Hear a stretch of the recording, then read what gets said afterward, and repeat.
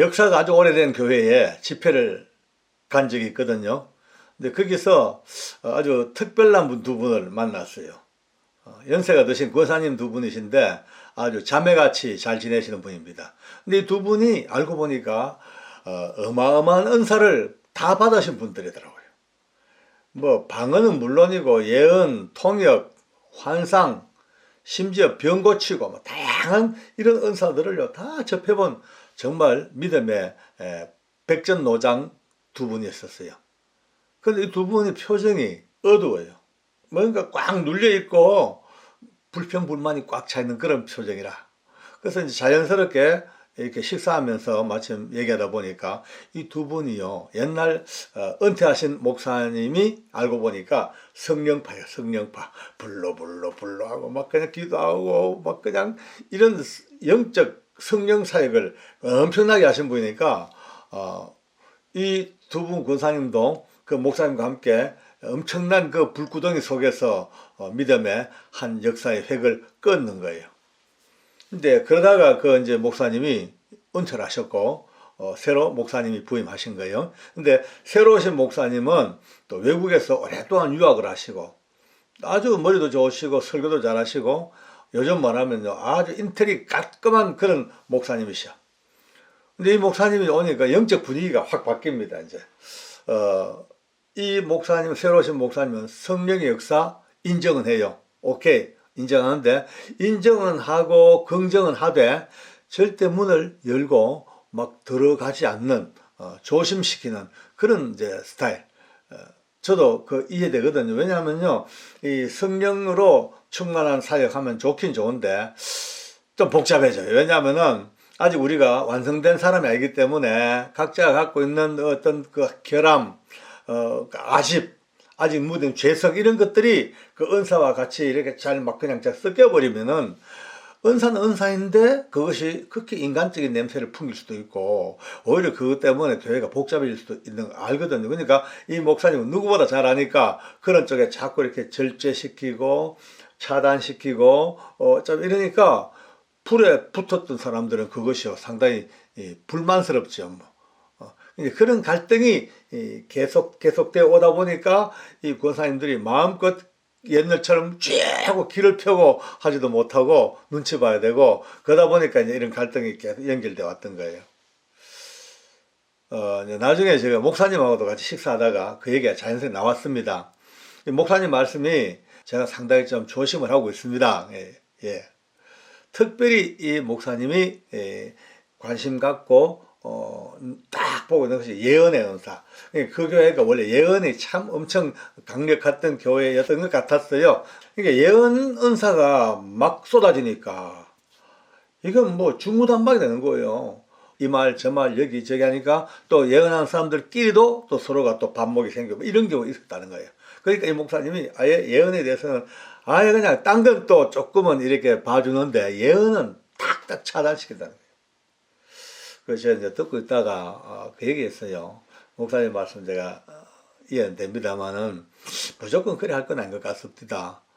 그러나 진짜가 있습니다. 정말 성령님 하시는 예언이 있는데 제 얘기를 해줬어요.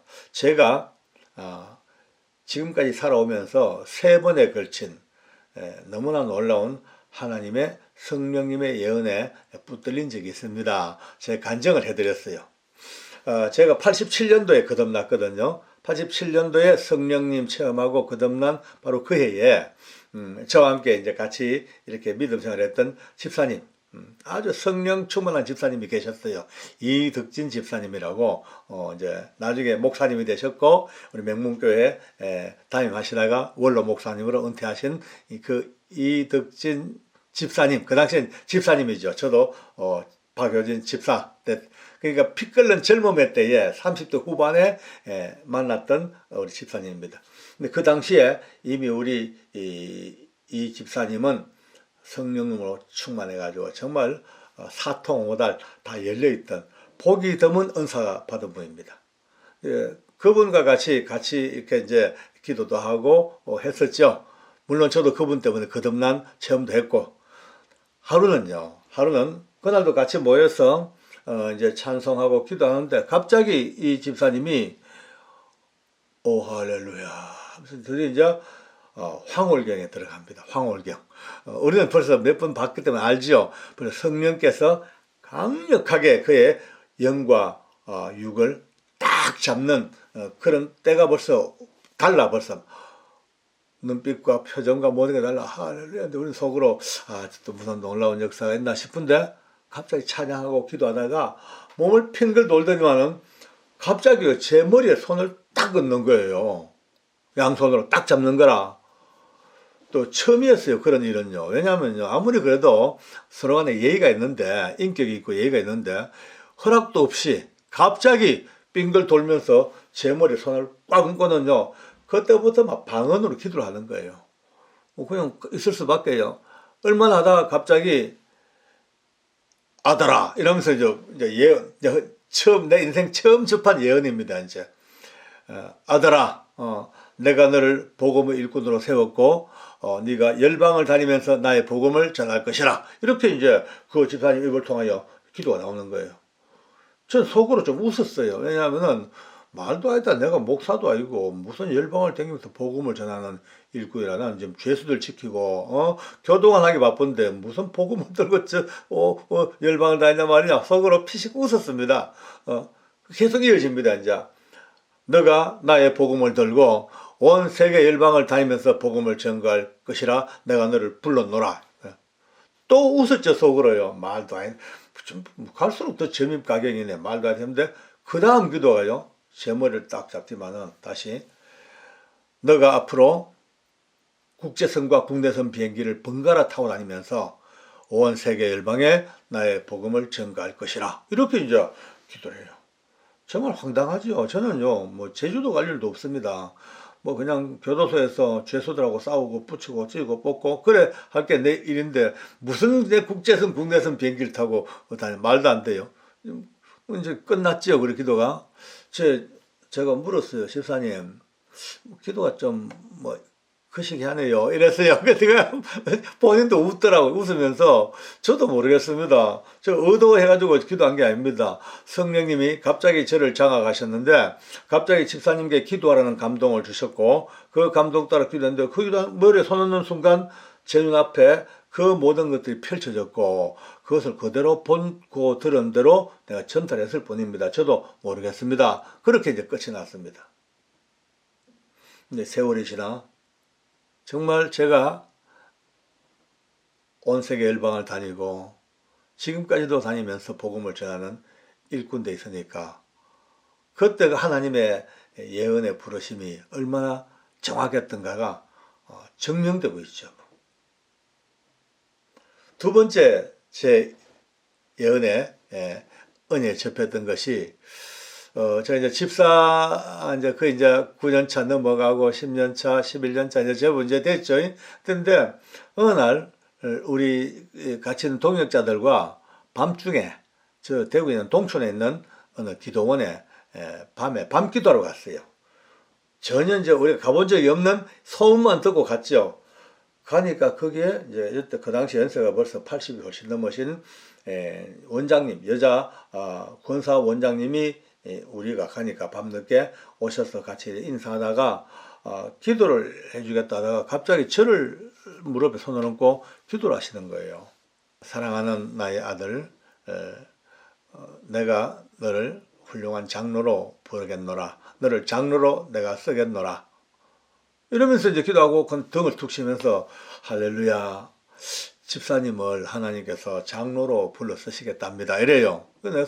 또 속으로 또 웃은 거예요. 왜냐하면 우리 교도관 간부들은 장로를 할 상황이 못 됩니다. 왜냐하면 전국을 막 계속 돌아다니니까 한 지역에 가서 2년, 길면 3년, 아니면 2년 정도 만에 다 또 인사이동이 와야 돼요. 그러니까 떠돌이 인생인데 어느 교회에서 장로를 하겠습니까? 주님을 잘 섬기고 교회 섬겨야 되는데. 저는 그것도 자체가 말이 안 된다 생각해요. 그래도 어떻게 해요? 아멘. 근데 등을 무릎을 딱 치면서 하나님께서 집사님에게 말씀을 주십니다. 평생에 주신 말씀 고린도후서 6장 8절로 10절 평생의 말씀입니다. 하고 무릎을 탁 쳐요. 그 이제 끝났죠. 그 나중에 성경을 찾아봤어요. 보니까 성경 말씀이 이 세상 말로 말하면 아리까리해요. 무명한 자 같으나 유명한 자요. 가난한 자 같으나 많은 사람을 부유하게 하는 자요.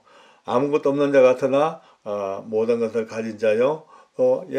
욕됨과 영광으로 말미암고 이것도 아니고 저것도 아니고 이것도 아니고 저것도 아니고 그래. 그 속으로 참 이것도 아니고 저것도 난 내 인생이 왜 이래 하고 웃고 말았습니다. 그리고 세월이 지났죠. 몇 년 지났죠. 한 번도 그 권사님과 통화할 일도 없고 볼 일도 없습니다. 그러다가 제가 서울로 오기 직전에 어느 날 밤에 다시 한번 그 기도원에 한번 갈까 싶어가지고 가니까 이미 딴 데로 차를 옮겼어요. 근데 옮긴 잘 찾아가지고 다시 갔죠.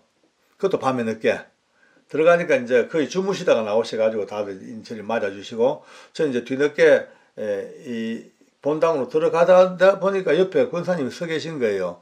그냥 일상적으로 권사님 안녕하세요 인사드렸죠. 그리고 들어가는데 제 등을 툭 치면서 할렐루야 우리 하나님께서 우리 좋으신 하나님 아버지께서 약속하신 대로 훌륭한 장로님으로 불러주셨네요 라고 등을 축 칩니다. 와 여러분요 그 어간에 그 불과 짧은 어간에 제가 장로가 되긴 됐어요. 또요 불가능한 일이 이루어진 거예요. 몇 년 있다가 가야 될 저를 하나님이 거기에 붙들어 앉으시고 또 장로를 만들어 주신 거예요. 근데 제가 소스라치게 놀랐죠. 아니 어떻게 널 안단 말이야. 얼마나 많은 사람을 만나는 분인데 연세도 되신 분이 연락도 안 했는데 저 돌아보면서 권사님 저 아셔요? 이러니까 알다 말다 평생에 주신 말씀 고린도후서 6장 8절로 10절 맞죠? 라고 말해요. 저요 전율이다지 전율. 그래서 제 세 번째 예언의 은혜에 부름받은 것이 이제 제가 직장 생활 한참 열심히 하고 있을 때입니다. 집회는 점점 많아지고 직장에서도 또 할 일도 많아지고 또 개인적으로 가정사 때문에 치고 있던 빚이 사업 때문에 빚이 또 목까지 차오르고 여러 가지 놓고 볼 때 정말 진퇴양난이었던 그런 때입니다. 결국은 제 아내랑 둘이 이제 의논한 것이 도저히 이 상태로 안 되겠다. 집회는 점점 많아지고 또 어느 쪽이든 직장이든 집회든 하나님 일이든 한 군데 해야 될 텐데 어느 쪽으로 할 것인가 이게 이제 고민하고 있을 때입니다. 이제 이 고민은 아무도 몰랐던 때 저와 아내만 알고 있던 그때에 어느 또 목사님을 또 만났어요. 아주 영성으로 뛰어난 목사님이요. 같이 대화하다가 기도를 해주셨다. 기도하다가 갑자기 여러분요 이 목사님 입을 통하여 사랑하는 아들아 너가 지금까지는 국가적인 일을 해왔지만 이제 나는 너에게 자유를 선포하노라. 모든 얽매인 것을 끊어버리고 마음껏 뛰어다니면서 복음을 전하라. 너가 지금 잠시 물질적으로 어려움을 당하고 있지만 곧 지나갈 것이고 하나님께서 너를 크게 들어 쓰실 것이다. 와, 그만둘 것이냐 말 것이냐 이 고민 중에는 제게 하나님께서 이 목사님 전혀 우리 상황을 모르는 목사님을 통하여 성령께서 제 앞길을 쫙 그냥 복음의 길을 열으신 거예요. 이것이 만약에 제가 잘 먹고 잘 사는 어떤 길흉화복의 이야기였다면요 귀를 딱 닫았겠죠. 근데 하나님은요 결코 우리 예언이 어느 한 개인들의 잘 먹고 잘 살고 하는 길흉화복에 대한 예언은 없습니다. 거의 없습니다. 내가 볼 때는 현재까지 없습니다. 만약에 어느 누가 예언한 사람이 개인의 앞으로 뭐가 어떻게 될 것이고 잘 될 것이고 뭐 집이 어떻게 될 것이고 뭐 사업이 어떻게 될 것이고 이런 만약에 예언 나온다면요 과감하게 귀를 막아야 됩니다. 하나님은 하나님의 나라와 교회와 주의 일을 위하여 하나님이 그 쓰시는 예언이죠. 어떤 한 개인의 그 미래에 대한 호기심 어떤 그 알고 싶어하는 그 미래 그거 절대 아니더라고요. 제가 아는 한도 그렇습니다. 결국 이제 사직을 하게 됐고 이제 전적으로 주의 일 붙들여서 지금까지 걸어오고 있습니다. 오늘 이제 이런 이야기를 같이 나누었습니다. 목사님 상당히 좀 심각하게 들으시더라고요. 목사님 한 번쯤은 귀를 열어주는 것도 좋습니다. 그러면서 이제 나중에 권사님들에게 나중에 이제 다시 교회들에게 집회하면서 그 얘기를 결론 내었습니다. 어떤 은사이든 예언이든 마지막 단계는 담임 목사님과 같이 기도하고 담임 목사님의 지도를 받고 그렇게 결론을 내야 합니다. 만약에 담임 목사님의 영적 권위와 지도가 거의 개입되지 않은 것은 항상 교회 안에 파장과 파쟁이 생기기가 참 쉽습니다. 은연중에 이제 집회 중에 그 말씀을 했어요. 맞거든요. 오늘 이 영상을 이제 마무리하면서도 많은 분들이 들으시고 계시죠. 예. 담임 목사님 어떤 분은요, 아이고, 우리 목사님은 그런 능력이 없어 이러죠. 은사 못 받았어. 아니에요. 은사와 능력의 문제가 아닙니다. 하나님께서 담임 목사님을 세우실 때는 그에게 영적 권위 속에서 말씀 속에서 분명히 알 수 있고 뭔가 냉철하게 볼 수 있는 능력을 다 주셨더라고요. 뭐 은사 받는 사람들이 보고 우리 목사님은 은사 없잖아. 천만의 말씀은요. 우리가 성도가 받는 은사보다 더 큰 분별의 은사가 담임 목사에게 하나님께서 영으로 주신 하나님의 권위입니다. 그렇게만 이루어지면요, 절대 교회 안에 문제가 없습니다. 그렇지 않으면 모두가 다 목사님 몰래 쉬쉬쉬쉬하고 자기들끼리 모이고 끼리끼리 기도받고 결국은요, 교회 문제가 생길 수밖에요. 오늘 결론 내겠습니다. 모든 은사는 다 성령의 역사이십니다만 그 은사가 조심스럽게 사용되어야 되고 그것은 항상 담임 목사님과의 좋은 관계 속에서 좋은 결론 속에서 나야 되고 그 은사 중에서 하나님께서 때로는 인간이기 때문에 우리가 실수했지만은 그러나 결론적으로 하나님의 나라와 의를 위하여 지금도 명확하게 성령께서는 은사를 활용하고 계시는 것을 안다면 더 신실한 마음으로 엎드려서 가장 진실된 마음으로 은사를 구하고 그 은사 앞에 참으로 모든 것 다 내려놓고 순종하는 은혜가 있기를 바랍니다. 하나님께서는 여러분들을 사랑하시고 저도 사랑하시고 은사자들을 더욱더 귀하게 여기십니다. 하나님 앞에 합력하여 선을 이루는 우리가 됐으면 참 좋겠습니다. 기도하겠습니다. 좋으신 하나님 감사합니다. 아버지 앞에 받은 은혜와 은사가 심히 큰데 때로는 인간들이 부족하고 연약하여서 그 은사가 은사답게 쓰이지 못할 때가 많습니다만 그러나 때로는 주께서 하나님의 나라와 의를 위하여 분명히 부르신 부름 앞에 신실한 마음으로 참으로 모두가 다 겸비한 마음으로 이 은사 앞에 참으로 감사하며 아멘할 수 있도록 하나님께서 은혜를 베풀어 주시옵소서. 하나님 아버지 우리 모두가 다 인간의 욕심에 치우쳐 하나님을 먼저 앞서가는 자가 되지 말게 하시고 주의 은혜를 따라 걷는 믿음의 일꾼들 될 수 있도록 축복해 주시옵소서. 감사하며 예수님 이름으로 기도드립니다. 아멘.